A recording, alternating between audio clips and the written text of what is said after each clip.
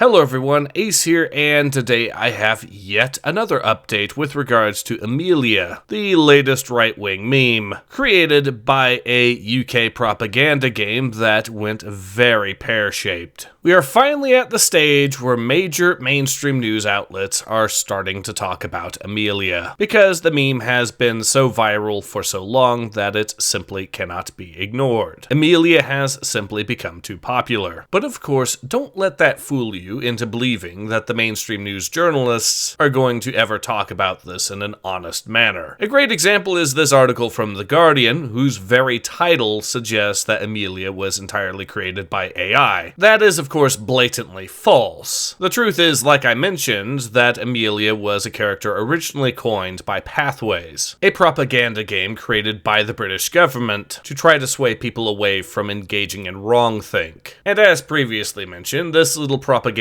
piece performed so poorly that Amelia became an icon of the right as a direct result. And also, I'm going to bring this up along with everyone else. I can't help but notice how none of the journalists seem interested in distinguishing at all the difference between right-wing and far-right. Of course, this has been a thing for well over a decade now. Anyone right of Mao is automatically far-right, as stated by the same journalists that will flip their shit if you can't tell the difference between dim socks and sock dims.